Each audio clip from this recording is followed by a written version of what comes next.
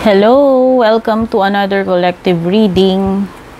So, itong reading natin ngayon, kahit na anong zodiac sign nyo po, wala pong specific na zodiac sign ito. At ito ay timeless reading din po, kahit kailan nyo po ito makita. Okay, ang alamin natin ngayon, kung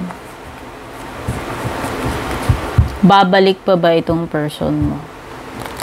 Babalik pa ba siya? Okay, tingnan natin. Babalik pa siya. Babalik pa ba itong person na ito?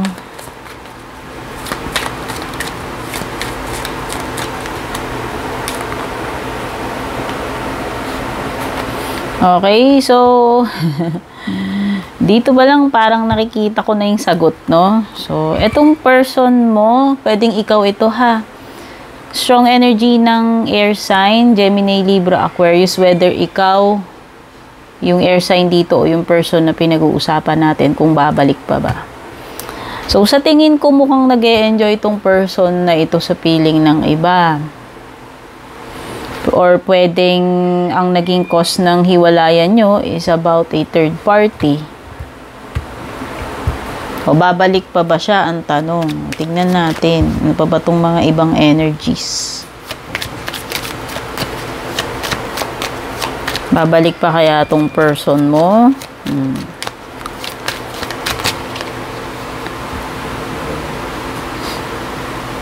Meron ding another sign dito. So, pwedeng meron ditong water sign o either ikaw yung water sign or yung person. Meron ding air sign, Gemini, Libra, Aquarius. Depende kung ano yung tumutugma sa inyo. Okay, so parang ang usap-usapan dito, yun na nga, pwedeng ang pinag-awayan nyo is third party, and sabi ko nga sa'yo, mukhang masaya itong person mo doon sa bagong person niya. Okay? At ang nakikita ko dito, pwedeng yung ipinalit sa'yo is someone na younger. Someone na younger than you or mas bata sa kanya. Okay? O, ayan. Pwedeng bagets pa ite yung ipinalit. At saka talagang ano siya doon. Ewan ko, pero parang very, itong person na ipinalit niya sa'yo is ito yung inspiration niya ngayon. No? Yun yung dating na itong person na to, ini-inspire siya nito. Pwedeng very, yun nga sabi ko, pwedeng younger, pwedeng very artistic, fresh pa no? Bata pa. So, ano pa? Babalik pa ba itong person niya?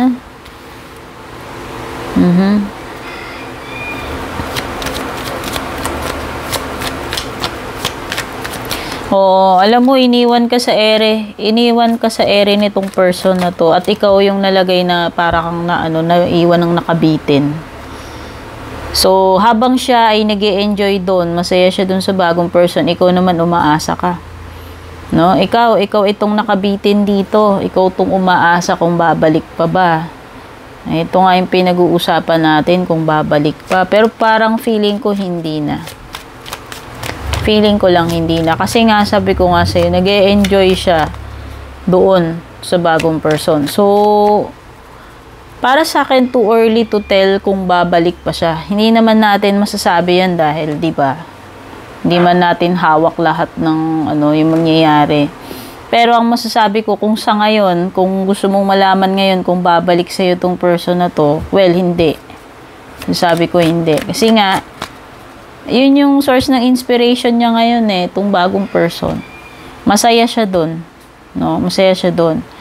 At ikaw, iniwan kanya na nakabitin. So, ang sagot doon sa tanong kung babalik siya, sa ngayon, hindi. No? Ge-enjoy siya doon. Yun lang yung masasabi ko. So, gaya nga ng mga pinagbabanggit ko kanina, pwedeng may air sign dito, whether ikaw yung air sign o siya, may water sign din, no? At mukhang mas bagets yung ipinalit. Very strong energy ng very strong energy ng air sign, which is Libra. Ayan, pwedeng merong, very significant na Libra energy dito. Okay? So, ikaw, you are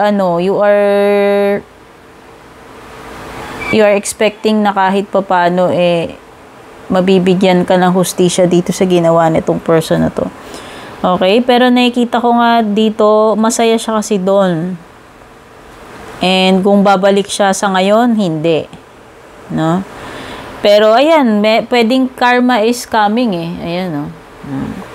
So, kung meron man siyang mga atraso, for sure, sa iyo, kung hindi man maganda yung mga ginawa niya na argabyado ka niya, si Carmi Martin na yung bahala dyan.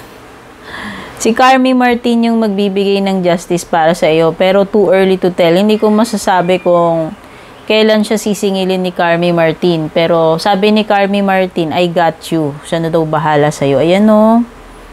O diba? Basta kung kayo naman ay walang ginawang masama, wala kayong dapat ipag-alala. Kung hindi naman ikaw yung nakaargabyado. Kasi si Carmi Martin na yung bahala doon. O diba? Si Karma Chameleon. Siya yung bahala dyan.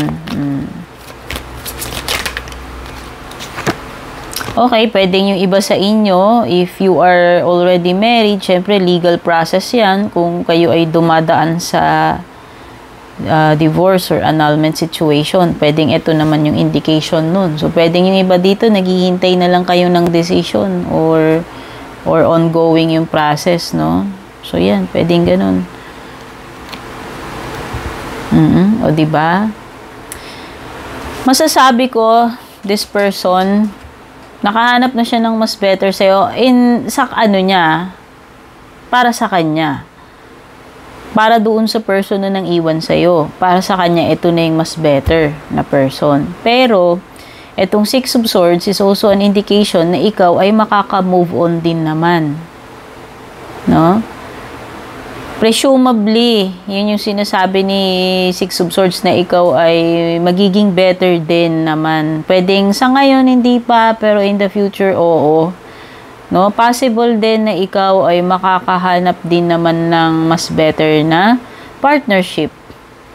Oh, yun yung sinasabi ni Six of Swords. Pero yun na nga, para dito sa person mo na nang iwan ng ghost, umalis, no? Para sa kanya, yung napuntahan niya is mas better kasi ano siya doon mas nai-inspire siya doon. 'Di ba sabi ko nga yun yung source ngayon ng inspiration niya.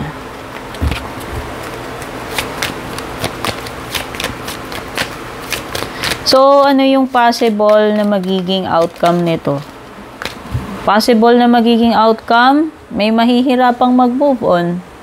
Pwedeng ikaw ito. Kasi siya nag-e-enjoy siya ngayon. So, nafe-feel ko dito sa pinaka-outcome card is ikaw ito na nahihirapang mag-move on. Pero huwag kang mag-alala kasi nga may Six of Swords din naman naghihintay para sa'yo.